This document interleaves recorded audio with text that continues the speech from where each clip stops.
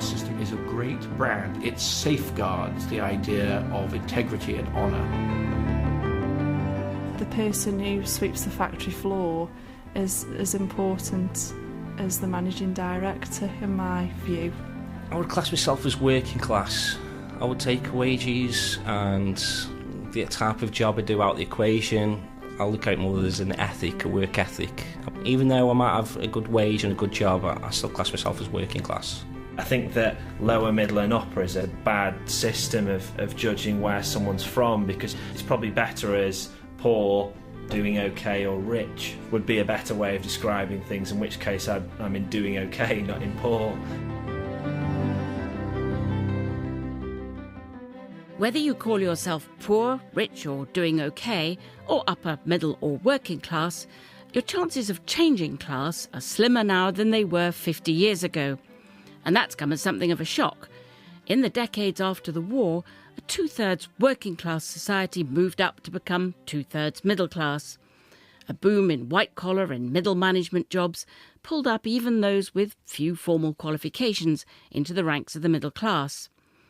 Everyone expected this march of social progress to keep on going, but those born after the 1970s are less likely than their parents to rise up in income and career.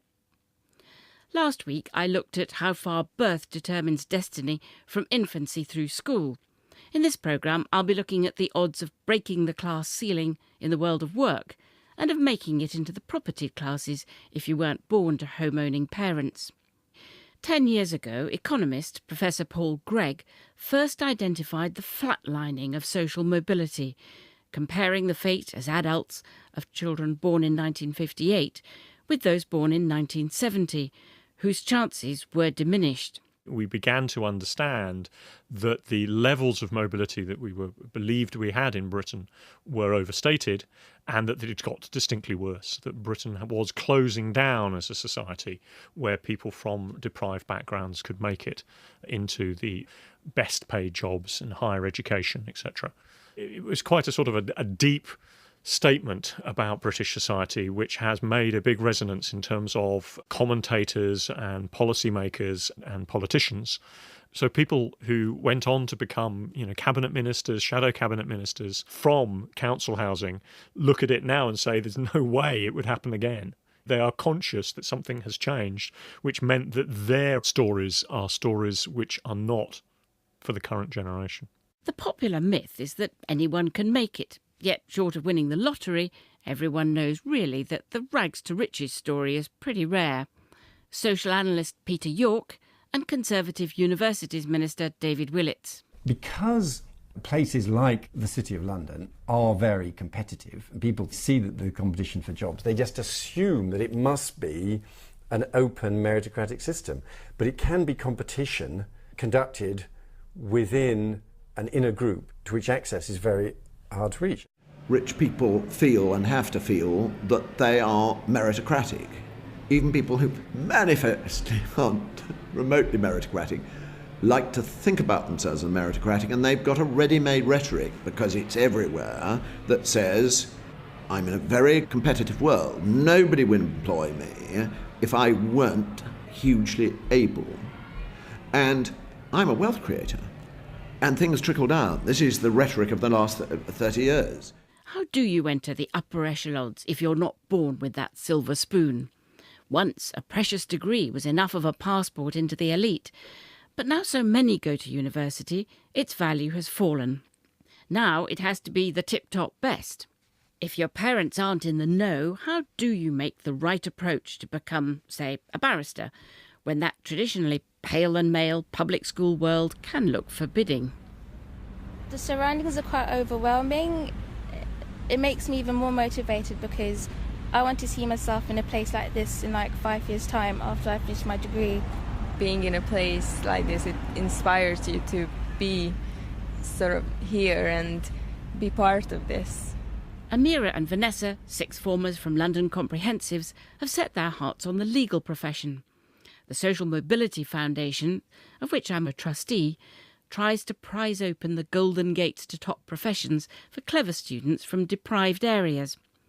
On the programme, Amira and Vanessa are spending a few days each shadowing a barrister. They began the week in the oak-panelled stained glass splendour of one of London's august Inns of Court. OK, good morning, everyone. And welcome. Thank you for being here and all looking so smart. We've got a very exciting week planned for you. This is actually the 5th year of running this. So what is this place? Someone just said to me just now, I haven't got my head around what a barrister is. Anybody think they've got their head around what a barrister is? I'm not going to ask you, just put your hand up if you've got a vague idea. Come on, be honest. About half. OK, now, ask the same question on Friday, and I want everyone to say, I think I've got an idea. Barrister Oliver Jones from Brick Court Chambers in London mentored Amira to show her what the work involves. OK, so we're going to do some cross-examination. As we've discussed, our aim is to establish that this guy's lying, effectively. OK, so what do you think is the final question we want to put to him at the end of the day in cross-examination? We want to establish that he knew all the way what was happening, and in fact he was the one that signed the document. He was the one that signed the Yes. guarantee at the end of the day. And so what's his excuse? Someone else signed it in his name. Okay, so essentially our aim is to make him essentially look ridiculous, Yes. right? Or to undermine the truth of what he's saying. The problem is that sometimes some people don't have the exposure to what the bar is. They don't know what the bar is all about. They don't know what steps they have to go through to get to the bar. And I think it's very important that in some ways, to the extent we can, the bar reaches out to those sorts of people and gives them an opportunity to come into chambers to see what it's all about, so that they can actually make an informed decision about, do I want to do this? Should I pursue this in the future? The real problem we're trying to overcome is people who don't have family, who don't have friends that can tell them what it's all about, that can give them a bit of a helping hand, and that's what this program is for. You have said that your old car was unreliable. Did you want to get a new car? Yes. Wasn't it in fact you that signed those documents, you went down and you got this new car? No, that's not right. Excellent. I thought that was excellent, yeah. Whether or not bright teenagers like Amira and Vanessa go on to win that pupillage in a barrister's chambers, they'll have degrees, and the odds are they'll be in better jobs, earning a lot more than those without. Many more people now gain a degree, but what of the half the population not destined for university? Now that they're competing against so many graduates, life's a lot harder if you don't have one. Dr. Paul Sissons of the Work Foundation, author of The Hourglass and the Escalator, describes what's happened to the labour market in the last 10 years. What the research showed was that there had been quite significant losses of jobs in the middle of the income distribution. So these are mid-wage and mid-skilled jobs, essentially. And for men, they were more likely to be factory-type employment, so production. And for women, they were really more concentrated in administrative and secretarial roles, so essentially office employment. And that loss of jobs in the middle was really balanced by a quite strong growth in occupations at the top. So there was significant growth in numbers of people working in professional jobs and in managerial occupations. And there was also growth at the bottom of the labour market, so more people working things like care work, some personal services and retail jobs. So in a sense, the labour market begins to look more like an hourglass as the middle's squeezed, but the growth is concentrated at the top and the bottom. So some people who are moving out of the middle will essentially be bumping down into lower wage occupations. And what we know about lower wage work is that actually once you're in a low wage job, it's quite difficult to then move up the income distribution. Wage and career progression tends to be lower from entry-level jobs than it did from jobs in the middle. I mean, there are really two implications as far as social mobility that come out of this research and out of this changing structure in the labour market. Firstly, in terms of career progression, if you think of the labour market as a ladder, okay, you can move up incrementally up that ladder. What these changes are essentially doing are removing some of the rungs of the ladder. It then becomes more difficult to bridge that gap from low wage to high wage or to better wage work. The other part is actually these types of jobs, so manufacturing jobs and also office and administrative work, tended to offer quite good wage progression, so incremental progression up the wage distribution. And these are exactly the types of jobs that are being lost. Not only is the labour market harder to navigate, but there used to be second chances in life for those without qualifications, those with talent, but no scroll of paper to prove it. Now, that's rare. The point was you could work your way up absolutely from the bottom to the top if you had the energy, the drive and the talent to do it. And that, frankly, is not true anymore. Although David Davis, one of the few Conservative MPs who've made the journey from Council House to House of Commons, does himself have a degree, he worries about this creeping credentialism.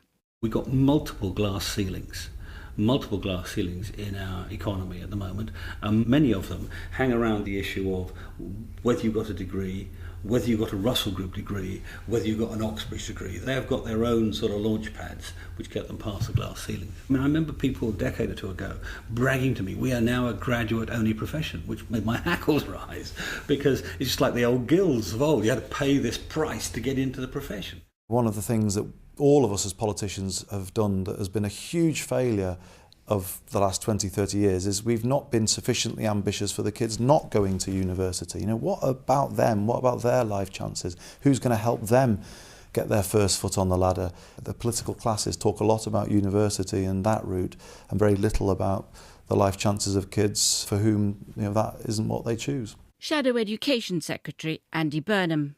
It's so important to have high ambitions for everybody, and if they are ambitions in terms of the vocational qualifications that they can then get, then great. We must have much higher ambitions for what we might provide for young people not going to university. Give them a solid qualification behind them and then help them get their first foot on the ladder in terms of an apprenticeship or another opportunity. Some do make it through apprenticeships. Well, when I secured the apprenticeship back then, I had nothing but praise from my family and they were very proud.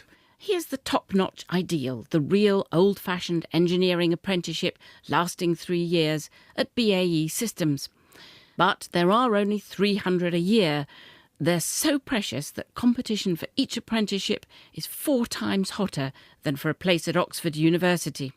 It's to learn and earn at the same time, you know, so I had fairly humble beginnings, so limited ability to just invest in my education on a kind of pure speculative basis. What it did was give me certainty and guarantee of a future with an employer, not just with an education and an institution. Chris Boardman started out at BAE as an apprentice in 1979, and now he's their managing director of the Military and Information Service.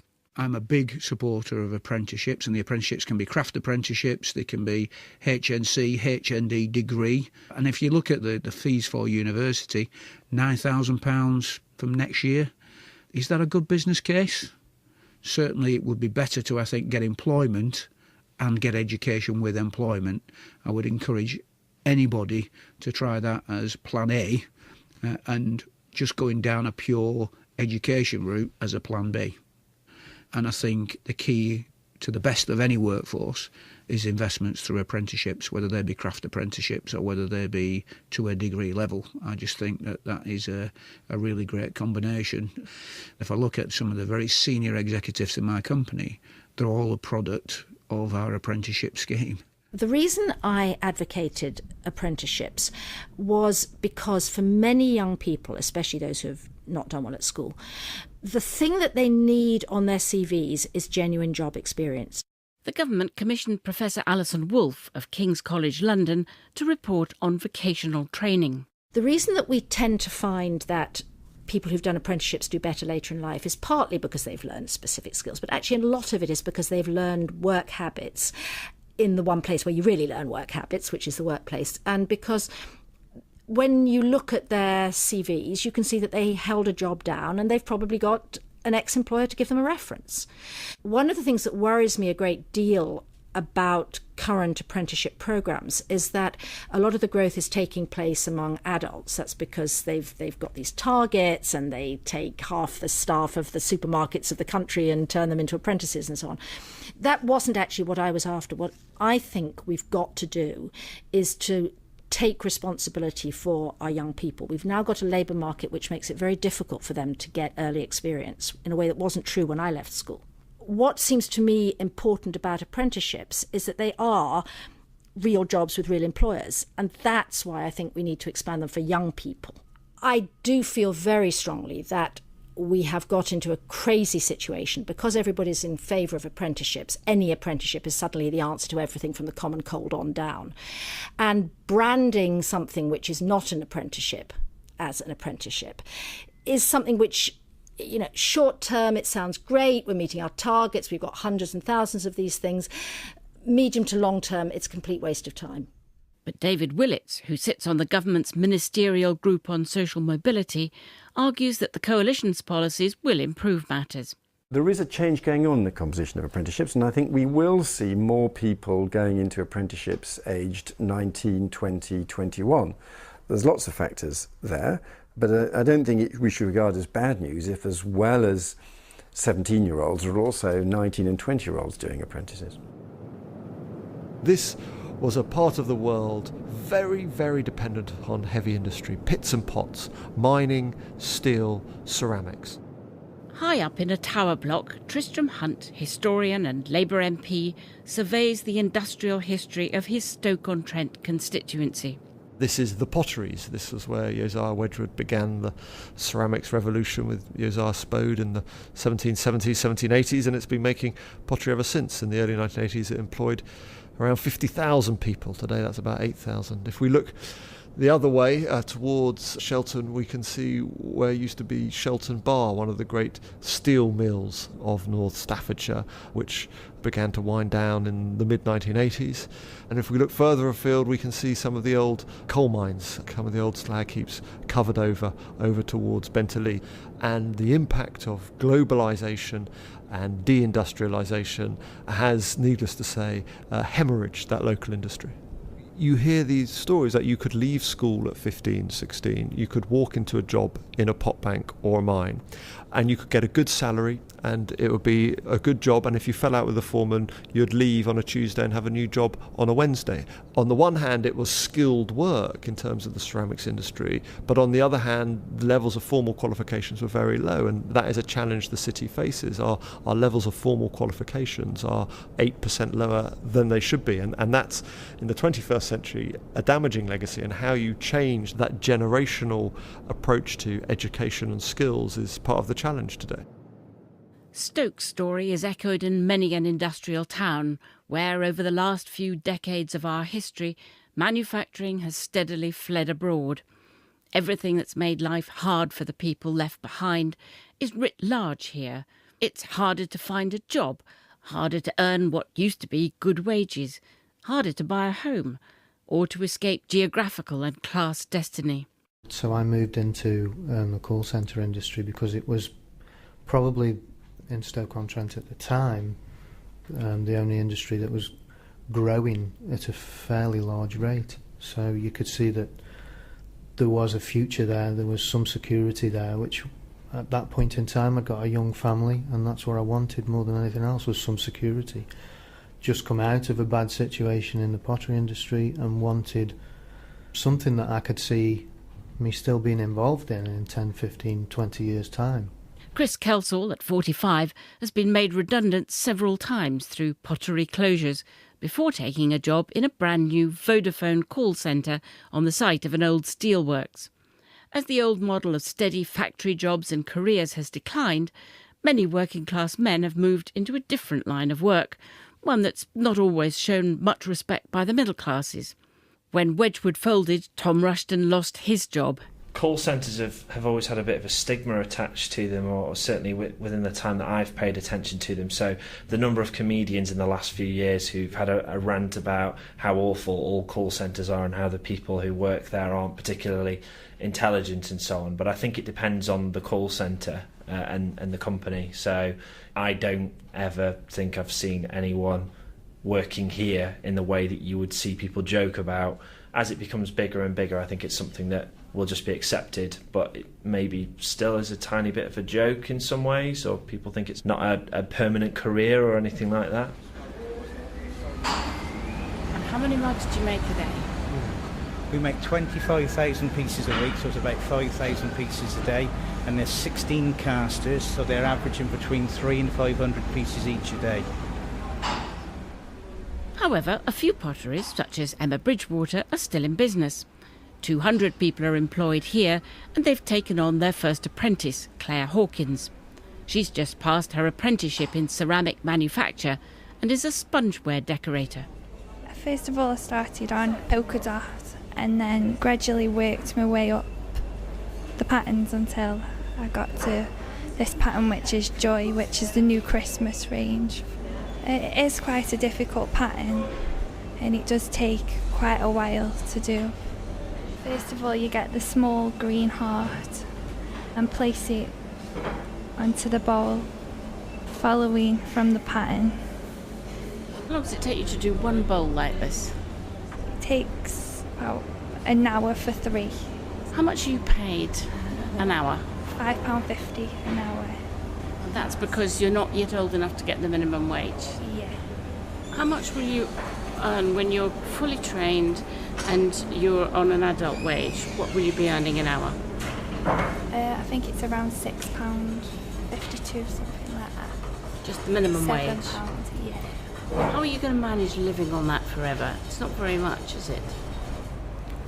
No, it's not that much, no. An apprenticeship in a thriving firm is a prize, but not well paid. It would take Claire 9 hours' work to afford the bowl she was decorating when I was there. The factory manager, Mark Thomas, came to Stoke from the West Country as a teenager and has a degree in ceramic technology. He's watched the changing fortunes of the people here over the past 25 years. There are opportunities that people can make, but they're not as common as they used to be. It's not like the coal industry where people could move between collieries, and the sort of demise of manufacturing in the UK hasn't allowed people to move between engineering companies or through the steel industries or fabrication. And so I think people are actually sort of hemmed into the areas they've actually grown up with, hoping that the local jobs are actually going to support their lifestyle. How do you feel about the gap that's grown up between people who earn very little and people who earn monumental sums of money? Very upset. I've got to say I feel upset about the sort of disparity between the sort of salary ranges, because there are people that work very hard, that are on minimum wages. There are people that are seen by so many to do very little but earn ridiculous salaries. Here we are in the heart of Staffordshire where we're actually making pottery. You look at somebody in the city that can earn millions of pounds in bonuses. People here could never earn that in a lifetime. There are families that couldn't earn that volume of money in a lifetime. And it seems so unfair. There are so many good people that don't get that level of opportunity. Do you think that means that we live in a world now where you're born and who your family is more important than ever before? Definitely. If you come from a background that allows you to be sort of socially mobile, that you can move out, then you'll have those roads opened up for you. And I think people that don't have those opportunities are immediately sort of stuck in the area they're in, and they don't get that level of opportunity. You'll probably get 1 in 1,000 that'll make it for themselves, the entrepreneur, but it's not a normal course for anybody to take.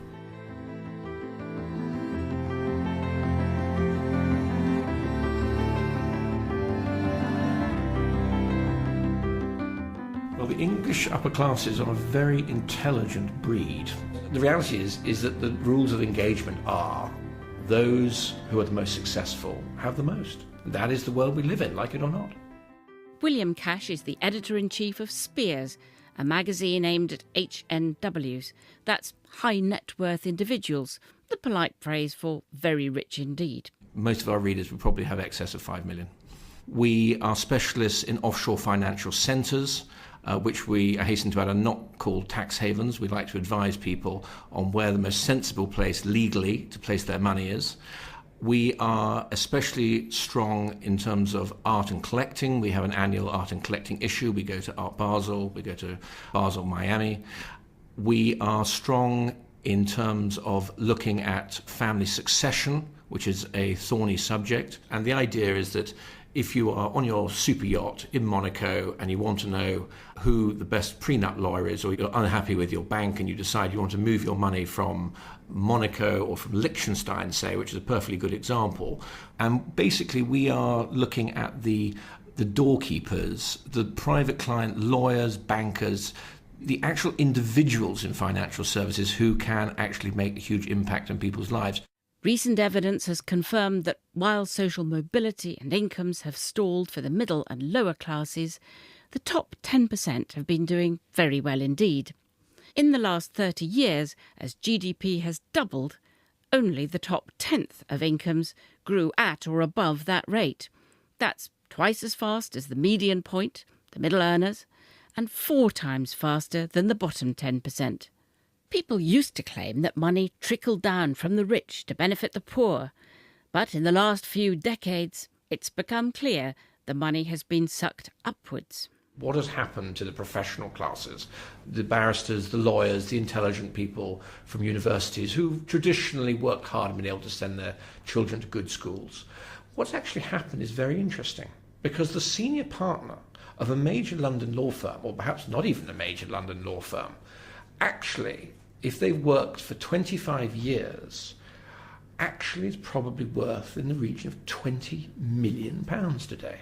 They've got their house in London, which they probably bought in the 1980s, post-Lloyds. You've got their country house, and they've been working for 25 years. I would be surprised if the median wealth is less than 10 million. If you look at the majority of financial service companies, it is extraordinary how there is still a huge proportion are public school, highly educated, from very good families. And the reason is this: your Indian billionaire or your Singapore billionaire or your Russian oligarch still feels assured to see a very well-cut suit, an English accent, and they don't feel the same sense of security when they go to Switzerland and they see these Swiss with their horrific, oversized, rubber-soled shoes squeaking down the marble corridor. This train is for Bank. The next stop is South Quay. When leaving the train, please remember to take all your belongings with you. Well, I've actually stood there in the playgrounds of schools in the East End of London, where you can see all the gleaming towers of Canary Wharf. And you do think, you're in this primary school, what can we do to ensure that the children, and for many of them, getting from the playground of the East London primary school to a well-paid job in the gleaming towers of Canary Wharf is an epic journey. And it shouldn't be. In a modern society, it should not be, because they're bright and capable kids. Conservative Universities Minister David Willetts. But how many bright and capable kids do get left by the wayside? I think another reason for the decline in social mobility in Britain is that the non-university routes to well-paid jobs atrophied. When I arrived in the Treasury as an official, one of the top half-dozen Treasury officials had begun in the Treasury as a clerk, and he had worked his way up through the civil service, had never been to university, and he was now one of the top officials. Nowadays, it would be incredibly difficult to have that kind of route up through the civil service. And one of the other things I'm doing, I'm with a group here that I lead on access to the professions, is trying to make sure that we reopen some of those routes so that you don't just have an assumption of graduate recruitment, and organisations, large accountancy firms, law firms or others, provide routes in for people who may not have gone to university, and then they can sponsor them to do a university course later on. And I am optimistic that we are making progress now in ensuring that the routes through and for promotion in some of these leading organisations and professions once more becomes more diverse. 15th floor.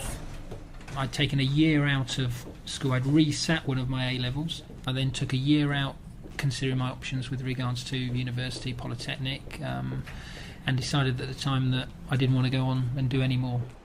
Banker Ian Hame's story is typical of what was once a common path upwards for those who left education with no more than a couple of A-levels. I've come to meet him at Citibank in the glass towers of Canary Wharf. If he was starting all over again today as a school leaver, how easy would it be for him to have the successful international banking career he enjoys today? I think it will be difficult in this day and age now to actually get in and have that sort of opportunity without a university background. I wouldn't say I was ashamed in my early days, but it wasn't something that I don't often talk about my early school days and my latter school days, because I don't feel like, if I did turn around and say, well, actually I didn't go to university, I don't have a degree, then there is a certain amount missing, say, from my CV. But what I like to think is that over the maturing years within the business, that has deemed to be less relevant to me because of the experience that I've gained and the track record, let's say, of my work that has gone forward. Here we are sitting at the top of a beautiful great glass tower in Canary Wharf, one of the magnificent banks. But all around here there are really very poor areas. It's still the East End of London, still lots of housing estates. How easy these days do you think it is for some kid from one of these housing estates to reach a job like yours in a place like this?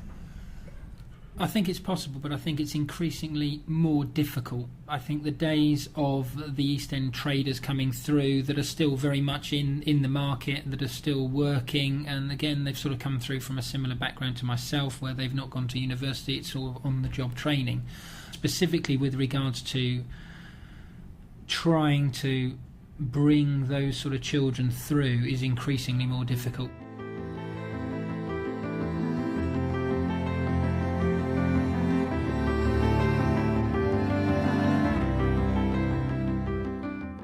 The prosperous classes have booked their places in the professions, and what's more, they intermarry more than they did. One consequence of university expansion is that there are now many more women with degrees, and so, according to recent research, graduates now increasingly marry graduates and bring in not one but two good incomes. For others, this then makes the class ceiling harder to crack, especially as it now takes two incomes to buy a house.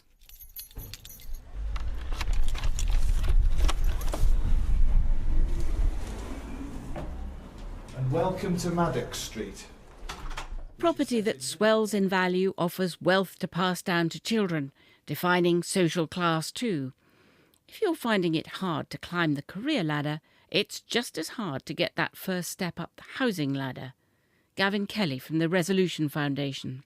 This is a profound change in Britain, and one which is set to, in many ways, worsen in the decades ahead, because it is incredibly hard to get on the property ladder, particularly the south of England and obviously most particularly of all London, if you're not on a high income or you are not likely to inherit money from your parents. And if you don't get on that property ladder, then obviously your children are going to benefit from that inheritance. It's a very different picture in other parts of the country, where it is actually in the northeast and various other parts of England and Britain, it is actually still possible, relatively speaking, to get on the property ladder on a relatively modest income. So it varies dramatically, but this is a profound change, and I think it will play out in generations to come, where we will see asset-poor families being transmitted down the generations and asset-rich families being transmitted down the generations in a way that wasn't really the case in the post-war era. You've got a mixer tap and again a UPVC double glazed window. In London and the South East, house prices are notorious. But even in Stoke, where estate agent Chris Stopes is showing a terraced house at an asking price of $55,000, the reality is there are few takers, even at this price. The purchasers are local people that are working in what used to be pottery centres but are now call centres or distribution centres. And those are often hourly paid, piece workers, commission-based, a low starting salary, typically between £15,000 and £18,000 a year. So there aren't many people in Stoke-on-Trent that earn over £20,000. We don't have Mr. and Mrs. Mum and Dad providing finance for their children, simply because we don't have rich suburbs in the housing market. We don't have where they can borrow against their existing home. So the chances are that Mum and Dad live 4 or 5 doors down in a terraced house. Therefore, there isn't massive equity there. Having a home of your own is the dream of many people who live at the moment in rented accommodation, and as the law now stands, council tenants have a right to buy their flats and houses. And one of the keenest councils to implement the law was the Greater London Council. Under the leadership of Sir Horace Cutler and with the full blessing of the Prime Minister, Mrs Thatcher, Sir Horace promised a sale of the century. In the 1980s, the Conservative government created 1 million more homeowners by giving council tenants the right to buy their homes at a discount. Christine Whitehead, Professor of Housing Economics at the LSE. I think it did a great deal of good. It did some harm. The most important thing is that it was a policy which almost everybody, including people who knew that they would lose from it, favoured. That, I think, is what made it a good policy.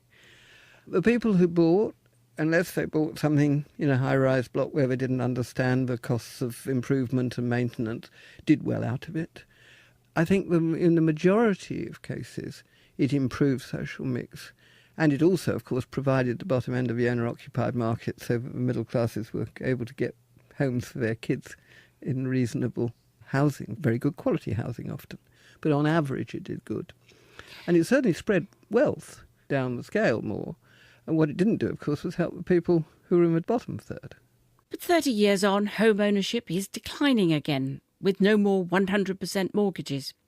Today, if you're young and you haven't got a home-owning bank of mum and dad to help out, you're priced out of the market in a way that just wasn't the case 30 years ago. A new class divide has opened wide between those starting out backed with some savings and those with nothing at all. To try to narrow that gap, Labour brought in the Child Trust Fund, a savings gift between £250 and £500 for every newborn baby. As a Treasury advisor to Gordon Brown, Gavin Kelly was the architect of the policy. It was rather an idealistic notion in some ways that Britain would be a very different and better country if every young person grew up knowing that when they come of age, if you like, they'd have something behind them to let them get a decent start in life.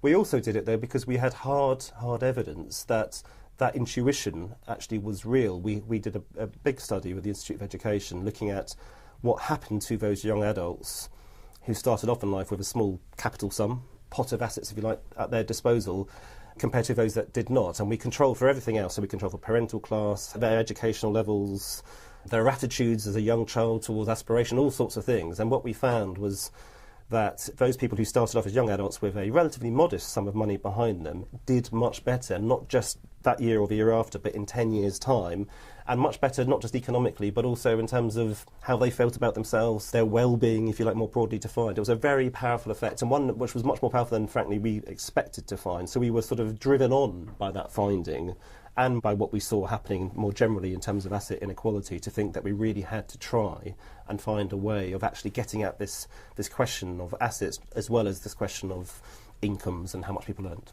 But now we'll have a real-life experiment because there'll be that small cohort of children who got your Child Trust Fund and now it's been taken away. Quite right. There'll be social scientists out there, I'm sure, planning studies right now to actually really look at this relatively small cohort of children who will grow up with this trust fund, and then we'll have many others behind them who won't have it. So we will be able to tell in a generation's time whether our intuitions were correct or not. The difficult problem is, just as there's intense competition for top university places, there may well simply be a limit to the number of top jobs. Ask a recent graduate. If so, then social mobility is a two-way ladder. For one to go up, another must come down. But it takes a rare politician to admit that, as sociologist Peter Saunders recalls. I remember going to a cabinet office meeting in the year 2000. It was a full-day thing and they assembled all these academics to talk about it, and we spent the whole morning talking about how to promote upward mobility until somebody said, but of course this does imply the system seizing up, as you say, that there's going to have to be more downward mobility, and at that point everything just went silent. Politicians do not want to be in the business of promoting downward mobility by middle-class children. I suspect there is a dawning recognition in the political class that there is going to have to be more downward mobility if the size of the middle class is not going to get any larger. David Davis is an exception. So long as opportunities are open for all, he's more relaxed about downward mobility. The post-war boom, as it were, in social mobility was a function of the increase in the size of the middle classes. We've now got to the limit and we can't get any further. I think that's unmitigated rubbish, actually. It's a clever argument. Why? Look at other countries, most of the Nordic countries, much, much bigger middle class than we have. Why is that? Because they understand that the limit on the size of the middle class is the intellectual capacity of the nation. I don't mind that a working class kid who's very talented wins at the expense of a middle class kid who's a bit mediocre. I'm perfectly willing to recognise that fact. Your voters might not like it. The voters, and indeed the parents will fight hard to prevent it.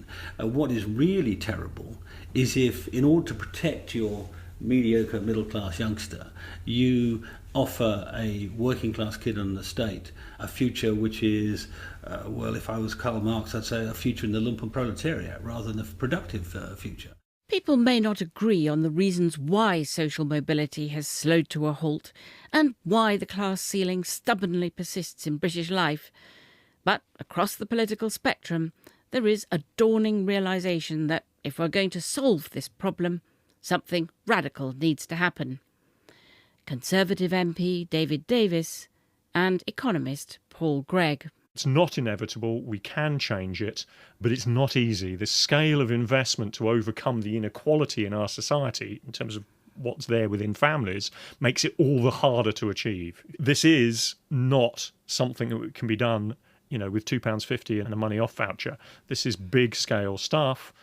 We've got to, in a sense, operate a broad strategy here, which is making sure that education is working as hard as it possibly can to create opportunities for the poorest, but we have also got to recognise that inequality, both in childhood and in terms of what the gaps are between the best educated and the worst educated people are, has to be addressed simultaneously. We are going into a period in which we're going to be the most socially stratified state in the Western world. And that's one of the reasons we've really got to start breaking some of our old moulds. Otherwise, not just this government and the successor government and the successor government are all going to fail to change social mobility in Britain.